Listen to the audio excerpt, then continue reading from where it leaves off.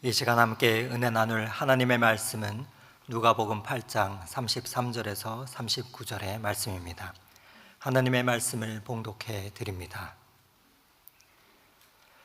귀신들이 그 사람에게서 나와 돼지에게로 들어가니 그 떼가 비탈로 내리달아 호수에 들어가 몰사하거늘 치던 자들이 그 이루어진 일을 보고 도망하여 성내와 마을에 알리니 사람들이 그 이루어진 일을 보려 나와서 예수께 이르러 귀신 나간 사람이 옷을 입고 정신이 온전하여 예수의 발치에 앉아 있는 것을 보고 두려워하거늘 귀신 들렸던 자가 어떻게 구원받았는지를 본 자들이 그들에게 이르매 거르사인의 땅 근방 모든 백성이 크게 두려워하여 예수께 떠나가시기를 구하더라.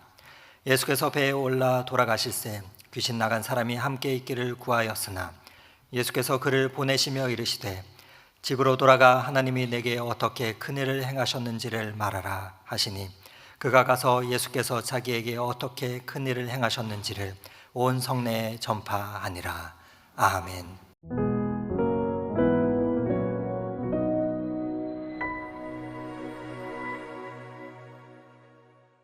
여러분 건강하시죠? 평안하시죠? 제가 좋아하는 달 중에 5월을 굉장히 좋아하는데 이 푸릇푸릇한 그 실록의 그 나뭇잎들 그런 것들 되게 좋아하는데 그래서 여러분 옆에 분들하고 한번 인사했으면 좋겠습니다. 아직은 5월입니다. 한번 인사할까요? 아직은 5월입니다.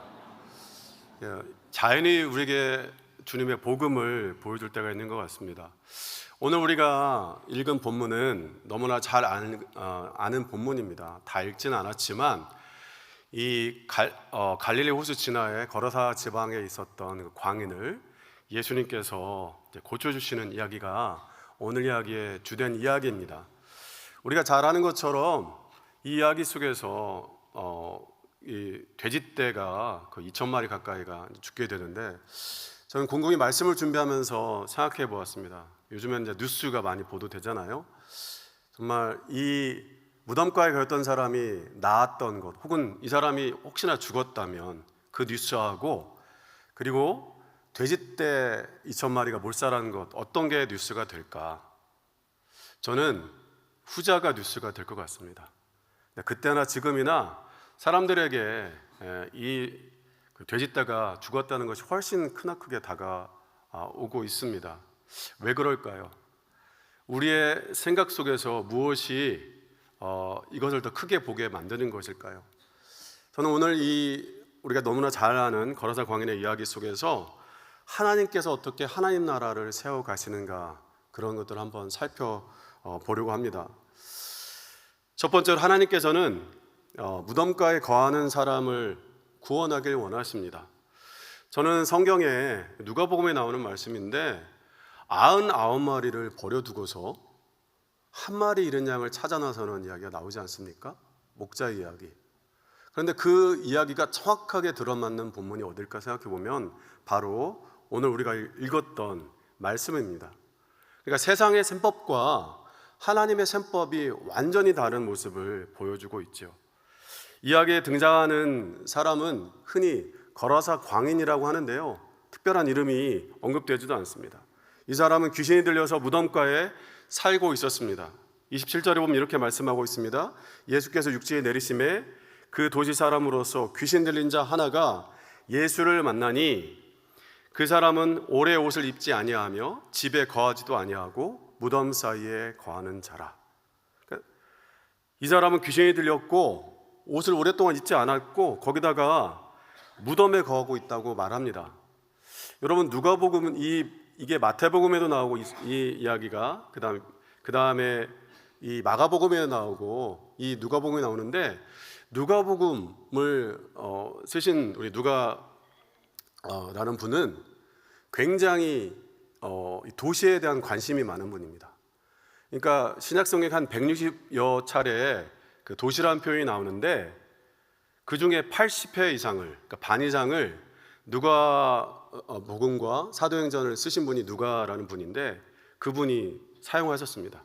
특별히 이 누가복음에는 한 40여 차례 가까이 쓰셨습니다. 그러니까 도시에 관심이 많습니다. 그래서 오늘 우리가 읽었던 말씀 가운데서 도시와 무덤을 누가는 대조하려고 하는 것이죠.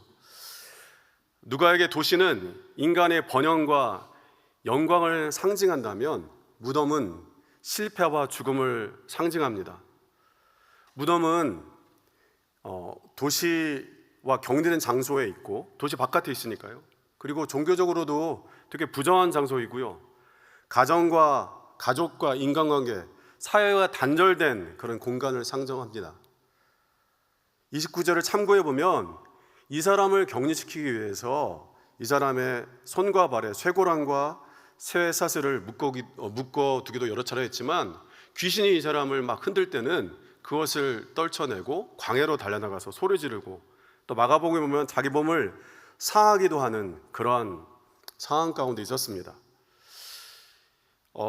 이 사람은 군대라는 이름이 있지만 사실 군대라는 이름은 이 사람의 이름이 아니라 이 사람 안에 있는 귀신의 이름이죠. 여러분, 군대라는 뜻은 엄청난 수의 군인들의 집단을 의미합니다. 그러니까 이 사람 안에 지금 엄청난 수의 귀신이 지금 역사하고 있는 거죠. 그러니까 이 말씀을 더 깊이 들여다보면 도시에서 살아보려고 이렇게 저렇게 발버둥 쳤던 이 사람의 몸부림이 어찌 보면 그 수많은 귀신들이 이 사람을 사로잡게 만드는 그러한 원인이었을지도 모르겠습니다. 그래서 이 사람이 무덤에 살고 있다는 것은 이 사람은 살아있지만 이미 죽은 자 같은 것입니다. 무덤은 삶이 끊긴 자리고 죽음과 절망, 배제와 격리가 일어나는 장소입니다. 예수님께서는 아무런 쓸모가 없는 산손장이나 다름없는 이 사람을 위해서 12제자를 이끌고 폭풍우 치는 갈릴리 호수를 건너서 이방인들이 가득한 땅, 그리고 그 속에서도 무덤에 거하는 사람을 향해서 가시는 것입니다. 그런데 예수님께서 이 발걸음을 그냥 한 게 아니라 예수님의 분명한 구원 계획 가운데서 이루었다고 성경은 말씀해주고 있습니다. 우리가 읽지는 않았지만 22절에 보면 예수님께서 이렇게 말씀하십니다. 호수 저편으로 건너가자. 그러니까 예수님께서 공생애를 사시는데 그 중에 하루를 이 사람을 위해서 쓰시기 위해서 건너가시는 것입니다. 그런데 성경을 살펴보면 귀신은 이미 영적으로 예수님께서 오시는 걸 알고서 예수님을 향해서 마중 나와 있습니다. 마가복음 5장 6절을 이렇게 말씀합니다. 그가 멀리서 예수를 보고 달려와 절하며. 그러니까 이 사람을 향해서 예수님이 오고 있다는 것을 귀신은 이미 영적으로 알아채고 와가지고 살려달라고 예수님께 달려왔던 거죠. 오늘 말씀 그 앞부분에 나오는 8장 29절에 이렇게 말씀합니다. 이는 예수께서 이미 더러운 귀신을 명하사 그 사람에게서 나오라 하셨습니다. 그러니까 귀신이 살려달라고 호소하기 전에 이미 예수님께서는 영적으로 그 귀신을 향해서 그 사람에게 나오라고 명령하신 것입니다. 예수님께서 이 거라사 지역에 오신 목적이 정말로 많은 사람들, 도시에 가는 수많은 사람들이 아니라 도시 바깥에 무덤가에서 귀신 들려서 미치고 날뛰고 있는 이 사람을 치유하기 위해서 오신 것임을 분명하게 보여주고 있습니다. 하나님의 아들이신 예수님께서 12제자를 이끌고 무덤가에 있는 비천한 인생, 바로 잃어버린 어린 양 한 마리를 향해서 찾아오신 것입니다. 이 일을 통해서 회복된 이 사람의 모습을 35절은 이렇게 보여주고 있습니다. 귀신 나간 사람이 옷을 입고 정신이 온전하여 예수의 발치에 앉아. 옷을 오랫동안 벗었던 사람이 옷을 입었다는 것은 다시 사회와의 관계가 회복되고 있고, 그리고 정신이 온전해짐으로 말미암아서 사람들에게 온전한 관계가 되고, 예수님의 발치에 앉았다는 것은 하나님과의 관계가 회복됐다는 것을 보여주는 장면이지요. 예수님을 만난 후에 그가 무덤에 거했음에도 불구하고 그곳에서부터 지금 하나님 나라가 시작되고 있는 것입니다. 왜냐하면 하나님 나라는 하나님께서 통치하시고 다스려가는 나라이기 때문입니다. 얼마 전에 제가 저희 그 신대원 졸업생들 25주년을 맞아서 제가 이제 장로신학대학교 신대원을 졸업한 지 25주년 됐는데 홈커밍 데이를 학교에서 가졌습니다. 그러면서 제 동기 중에 문병천이라는 목사님이 계신데요. 그분을 만나게 되었습니다. 예전에 그분을 이렇게 가까이 하지 않았거든요. 근데 이제 이번 기간 동안에 그분이 이제 간증을 했는데 제가 그분을 이렇게 좀 멀리 뒀던 이유가 사실 그분은 신대원에 들어오기 전에 전과 육범으로 16년 동안 교도소에서 생활하신 그런 분입니다. 그리고 이분이 이렇게 자기가 고백을 하는데 자기가 절도하고 죄를 지고 또 이렇게 교도소에서 많은 이제 재소자들하고 관계가 또 이 교도관들과 관계가 좋지 않고 폭력도 행사하고 그래가지고 청송교도소에서 많은 시간을 보냈는데 자기가 뭔가 귀신에 홀린 것 같았다는 거죠. 사람들에게 그렇게 했던 거 이런 일들이 벌어지는 속에서. 그런데 자기가 교도소에 있으면서 이제 청송교도소에 있다 보니까 자기 때문에 마음고생에 연로하신 부모님이 늘 마음에 한켠에 조금 어려움으로 다가왔다고 그럽니다. 그런데 그 힘들고 어려운 교도소 생활을 이제 아버지께서 한 달에 한 번씩 보내주시는 편지를 보면서 그걸로 이제 사람들과 관계가 좋지 않으니까 이렇게 근근히 버티고 있는데 어느 날 아버지로부터 한 달, 두 달, 세 달, 여러 달에 걸쳐서 편지가 오지 않게 되었습니다. 마음이 불안해집니다. 혹시나 부모님께 무슨 일이 있는 건 아닌가 여러 가지 걱정이 되고 안절부절 못합니다. 이 모습을 지켜보던 동료 제자자 중에 기독교인 한 명이 이 문 목사님에게 제안을 했습니다. 그렇게 걱정할 게 아니라 저와 함께 기도해 보는 게 어떨까요? 근데 여러분 일주일 동안 기도하자고 했는데 그냥 기도가 아니라 금식 기도였습니다. 그러니까 자기는 자기 걱정이 돼서 이렇게 하는 거지만 이 동료 이 죄수는 이분을 위해서 일주일 동안 금식 기도를 하게 된 것입니다. 근데 금식 기도를 하는 중에 시간이 지나도 연락이 없게 되자 마음이 다급해지면서 이렇게 하나님 앞에 기도했다고 합니다. 주님, 정말 이번만 제 기도를 들어주십시오. 제가 출소하면 반드시 하나님의 종이 되어 이곳에 있는 제자들을 위해 복음을 전하겠습니다. 그러니까 하나님하고 딜을 한 거죠. 한번 도와달라고. 그렇게 금식 기도를 마치고 사흘 뒤에 아버지에게서 편지가 왔습니다. 어머니가 갑자기 중풍으로 쓰러져 가지고 어머니 간호하느라고 편지 쓸 겨를이 없던 거죠. 그러니까 16년 가까이 되는 동안에 어머니는 참을미가 있어 가지고 아들을 찾아온 적이 없었는데 좀 지나서 어머니가 그 먼 길을 참을미를 무릅쓰고 중풍에서 이제 조금 회복되신 분이 이제 아들을 찾아왔습니다. 아들을 찾아와서 그 아들에게 하는 말이 이 말씀입니다. 아들아, 어머니의 간곡한 부탁이다. 하나님을 믿어라. 나중에 알고 봤더니 이 어머니가 중풍으로부터 좀 나아질 때가 어느 때였냐면 회복되는 때가 자기가 금식 기도할 때였고요. 그리고 이렇게 중풍을 알아놓는 동안에 두 분 다 예수를 믿지 않고 하나님을 믿지 않았는데 그 지역에 있는 교회가 이분들이 어려움 당한다는 소식을 듣고 좀 물심양면으로 도왔다고 합니다. 그분들의 도움 때문에 은혜를 받고 이런 하나님을 우리 아들도 믿었으면 좋겠다 해서 먼 길을 마다 않고 찾아오셨던 거죠. 이 일을 계기로 해서 문 목사님은 자신의 일생을 하나님께 드리기로 하고 40이 넘은 나이에 공부를 해가지고 대학에 가고 나중에 신대원까지 입학하게 되었습니다. 인생의 무덤가에 거하는 사람들에게 여전히 하나님께서는 관심을 갖고 계십니다. 사실 저도 수많은 이야기가 제 안에 있는데 저는 이 본문을 생각할 때마다 정말 이 거라다 광인이 내가 아닐까 생각하고 예수님께서 혼자 오는 것이 아니라 그 폭풍을 뚫고 12제자를 이끌고 나를 위해서 왔다는 그것을 상상할 때 엄청난 감격과 감동에 젖어들게 됩니다.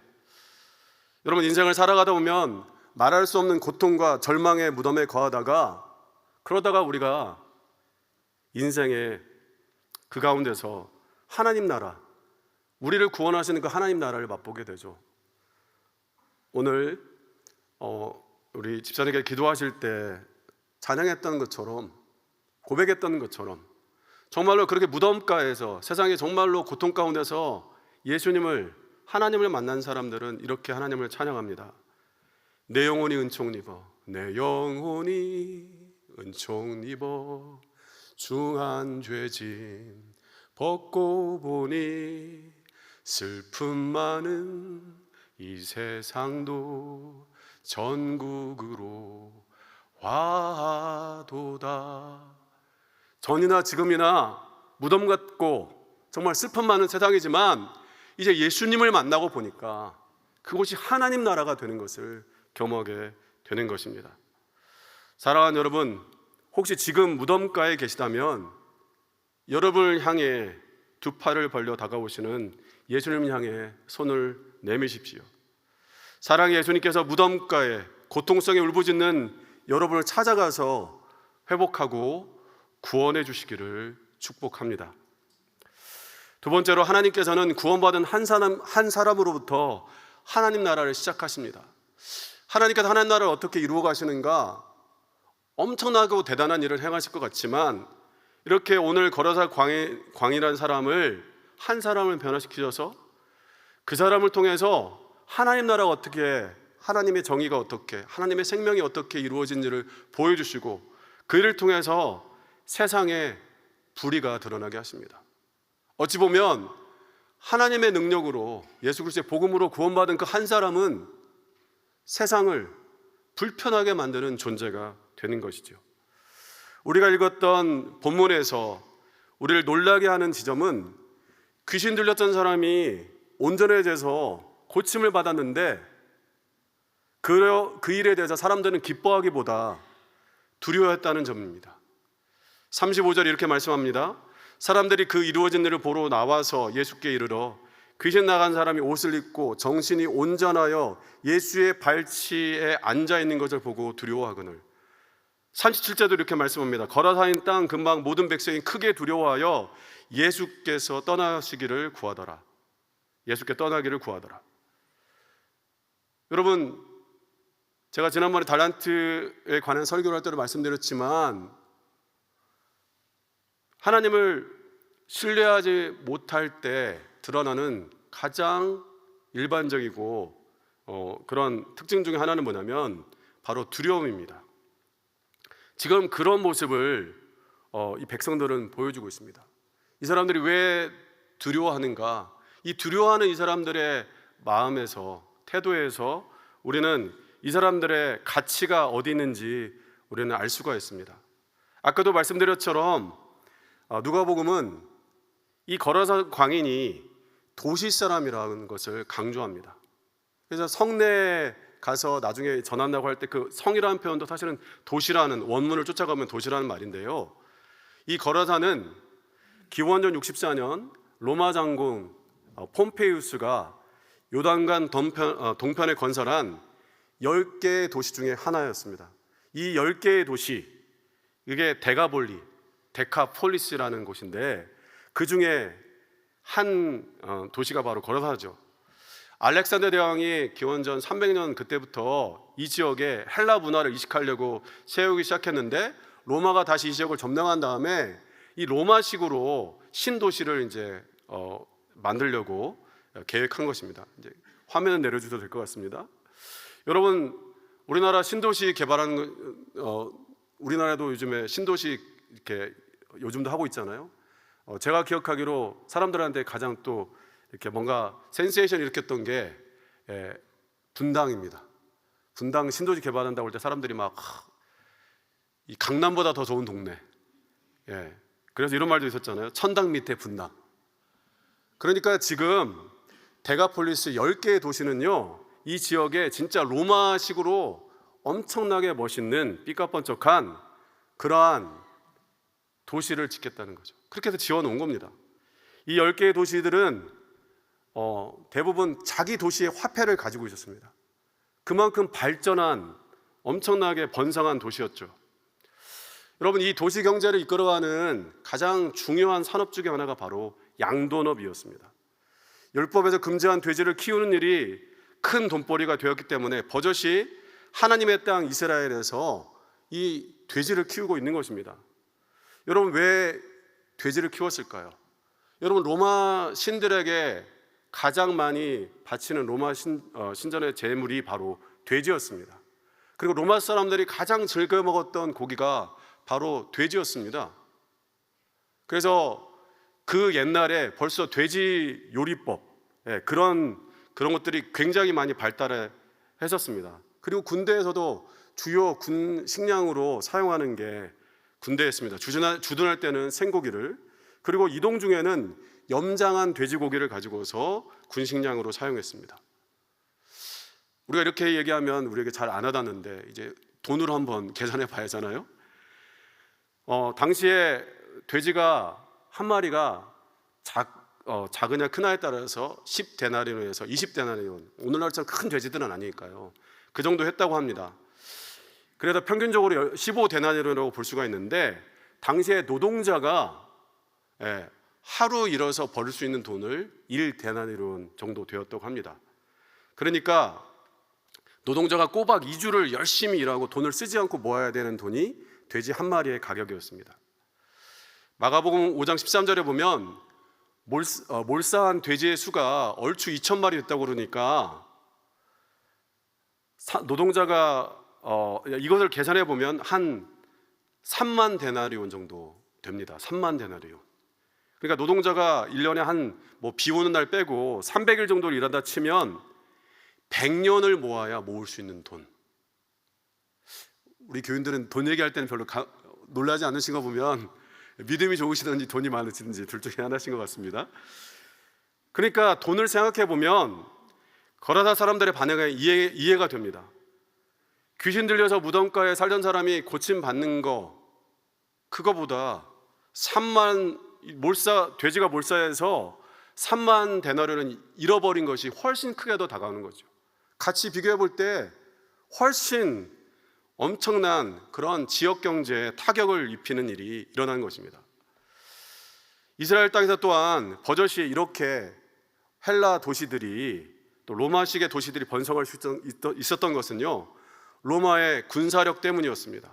아까도 말씀드렸지만 폼페이우스가 이 데카폴리스 10개의 도시를 건설했는데요, 이 도시를 건설할 때 로마 육군단을 이끌고 와가지고 도시를 건설했습니다. 나중에 이 육군단은 시리아에 주둔하면서 이 시리아하고 이 갈릴리랄지 유대 지방을 이렇게 관할했는데요, 당시에 로마 군단은요, 그 전 세계의 힘과 공포의 상징이었습니다. 여러분, 제가 어렸을 때 제가 막 떼쓰고 그러면 저희 할아버지가 저한테 했던 말이 있어요. 저기 일본 순사 온다.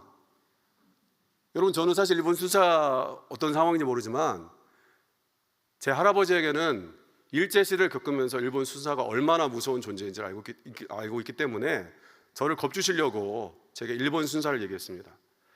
그 당시에 로마 군단은요, 지금 이 일본 순사보다 수십 배 그 이상의 엄청나게 무서운 강력한 존재였습니다. 예수님께서 귀신에게 내 이름이 무엇이나 물었을 때 군대라고 했는데요, 군대라는 말의 어원은 레기온입니다. 원어는. 근데 그 원뜻은 군단이라는 뜻입니다. 군단. 당시에 로마 군대의 편제는 군단은요, 가장 큰 그 범위였는데 4,000명에서 6,000명의 군사로 구성된 정예 부대가 바로 레기온 군단입니다. 여러분, 이 군단이 주둔한 이유는 첫째로 군사적인 이유입니다. 그 군사를 둠으로써 정치적 안정을 꾀하는 거죠. 두 번째는 뭐냐면 바로 세금 징수. 모든 길은 로마로 통하는데 그 세금 징수하는 거에 그런데 반항하면 로마 군단이 가가지고 그 지역을 완전히 몰살하는 거죠. 그러니까 버젓이 10개의 그 도시가 바로 갈릴리 요단 동편에서 이렇게 번성할 수 있었던 것은 이 로마 군단의 힘입니다.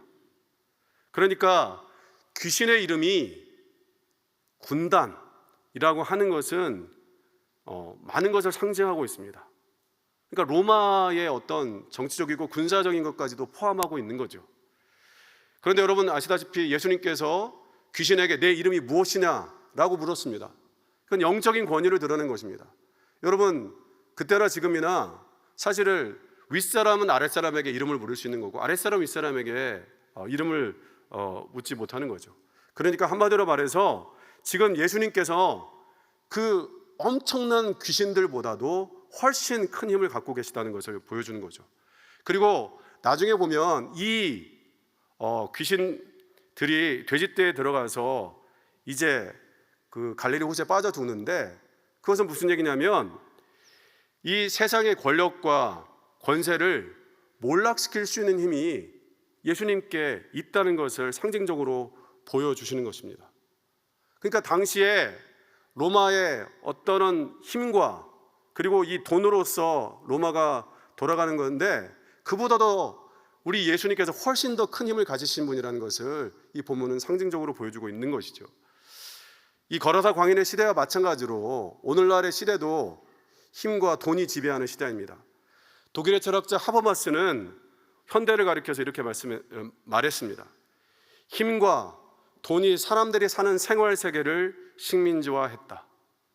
다르게 말하자면 힘과 돈이 우리를 노예화했다는 거죠. 여러분 우리가 이제 며칠 지나지 않으면 대통령 선거를 앞두고 있는데 우리는 어떤 기조를 가지고 대통령을 뽑으려 하는 것인가요? 우리도 역시 힘과 돈 그 논리 가운데 있는 건 아닐까 생각해 봅니다.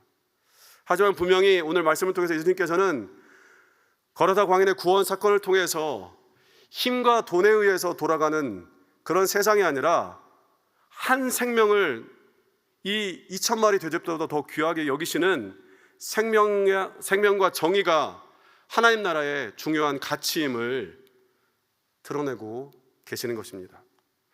지난주에 오 목사님께서 어메이징 그레이스의 작사가 이야기해 주셨습니다. 그분이 노예선의 선장이라고 했는데 그때 노예선에 대해서 말씀했는데 그 말씀을 들으면서 참 은혜가 있었습니다. 그래서 저도 노예선을 찾아보니까 당시에 노예선은요 이렇게 되어 있었습니다. 원래는 이 배에 100명 정도 탈 수가 있는데 여기에 500명에서 600명의 노예를 싣기 위해서 1, 2층 사람들을 눕힌 다음에 아까 이야기했던 귀신 들렸던 사람을 묶었던 것처럼 쇠사슬과 쇠고랑으로 사람들을 묶어서 눕힌 다음에 15일에서 한 달 동안을 가는 거죠. 가다가 사람들이 이제 병들어 죽기도 하지만 어쨌든 그렇게 해서 더 많은 사람을 데려가려고 하는 게 노예선의 목적이었습니다. 그런데 이 노예선이라는 게 풍랑을 만나가지고 한 번씩 이제 바다에 침몰하는데 그러면 영국의 신문에 대서 특별히 되는 겁니다. 여러분 500명이 죽었다고 신문에 나는 게 아니라 이만큼의 재산을 손실했다. 사람들의 수가 아니라 이 노예를 돈으로 환산해가지고 그렇게 보도했다고 합니다. 여러분 당시에 영국은 기독교 국가라고 알려졌고요. 수많은 사람들이 진실로 신실하게 살아가는 걸로 알려졌는데 이런 상황 가운데서 노예 무역을 주도했던 곳이 영국이라는 것은 놀라운 사실입니다. 18세기 영국의 교회 개혁을 이끌었던 감리교회 창시자 존 웨슬리는 이 노예 무역을 사탄이 행하는 최악의 불의 중에 하나라고 적극적으로 반대했습니다. 당시에 노예 무역의 거점이 브리스톨이었는데 목사가 원래는 이 예배당 안에서 선포해야 되는데 길거리 사람들이 지나가는 그곳에 나가서 이 브리스톨은 사탄의 소굴이라고 그렇게 선포했습니다. 왜냐하면 노예 무역을 그렇게 하고 있으니까. 그러니까 영적으로 각성한 이 한 사람 때문에 영국 사회가 굉장히 불편했죠. 브리스톨이 불편했습니다.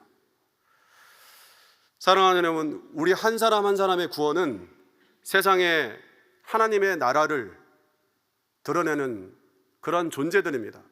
우리가 하나님의 나라를 드러낼 때 다르게 표현하면 세상의 불의가 드러나는 것이죠.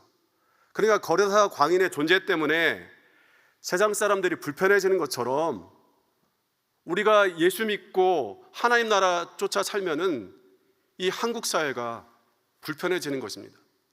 사랑하는 여러분, 지금 한국 교회가 우리 때문에 불편해지고 있나요? 교회 때문에 불편해지고 있나요? 아니면 우리가 더 사회보다 더 세상적인 가치를 쫓고 있는 것은 아닐까요? 예수 그리스도의 이름으로 구원받은 한 사람 한 사람을 통해서 하나님께서는 이 땅 가운데 하나님의 나라가 어떻게 이루어지는지를 보여주고 계십니다. 믿음을 따라 사는 높은 뜻 독소교회 사랑하는 성도 여러분 때문에 힘과 돈으로 세상이 돌아가는 것이 아니라 하나님의 생명과 정의로 돌아간다는 것이 드러났으면 좋겠습니다. 정말로 우리 때문에, 우리의 존재 때문에 세상이 불편해졌으면 좋겠습니다. 마지막으로 하나님께서는 우리를 부르신 자리로 우리를 다시 보내길 원하십니다. 예수님께서는 거라사 광인이 예수님을 따라서 쫓아가길 원하셨는데 그걸 허락하지 않으시고 다시 그 사람을 거라사에 파송하길 원하셨습니다. 39절 말씀입니다. 집으로 돌아가 하나님이 내게 어떻게 큰 일을 행하셨는지를 말하라 하시니 그가 가서 예수께서 자기에게 어떻게 큰 일을 행하셨는지를 온 성내에 전파하니라. 여러분, 여기에서 성내는 어디입니까? 바로 거라사 도시를 말합니다. 바로 그 거라사는 그에게 상처를 주고 그를 배제했던 그러한 공간이죠. 그러니까 예전의 기억을 떠올려 보면 정말 트라우마가 있는 공간인데 다시 그곳을 향해서 나아갑니다. 그런데 지금 이 사람은 굉장히 아멘으로 담대하게 나아갑니다. 왜 이 일이 가능했을까요? 자기가 자기 안에 있던 그 수많은 군대 귀신들이 예수님을 통해서 물리쳤던 일을 경험했기 때문에 예수님께서 세상의 힘과 그리고 돈으로 돌아가는 그 세상보다 훨씬 큰 분임을 이 사람은 믿으며 나아갔던 것입니다. 하나님을 믿는 그 한 사람은 거라사나 로마 제국보다도 더 큰 힘을 갖고 있는 것입니다. 왜냐하면 그 사람과 우리 하나님께서 함께 하고 계시기 때문입니다. 사랑하는 여러분, 세상에서 생명을 잃고 무덤가에 거하는 수많은 인생들에게 하나님께서 우리를 보내길 원하십니다. 우리가 무덤가에 거하다가 정말로 예수님의 놀라운 은혜로서 구원을 받은 것처럼 우리의 이 구원의 소식, 그 경험의 소식을 무덤가에 거하는 사람들과 나누기를 원하십니다. 아까 제가 말씀드렸던 문병철 목사님, 신대원을 졸업하고 25년을 지나는 동안에 계속해서 교도소를 왔다 갔다 하면서 그 사람들을 위해서 헌신하셨습니다. 이제 나이가 70을 넘어서 은퇴했지만 지금도 여전히 제소자 선교를 위해서 그 온 힘을 다하고 있습니다. 마찬가지로 하나님께서는 우리가 처음 구원받았던 무덤 같은 것으로 우리를 다시 파송하길 원하십니다. 왜냐하면 우리는 그 무덤 같은 곳보다 더 큰 하나님의 은혜와 그 복음을 경험한 자들이기 때문입니다. 하나님께서는 우리를 통해서 이 무덤 같은 세상에서 하나님 나라를 시작하길 원하십니다. 기도하겠습니다.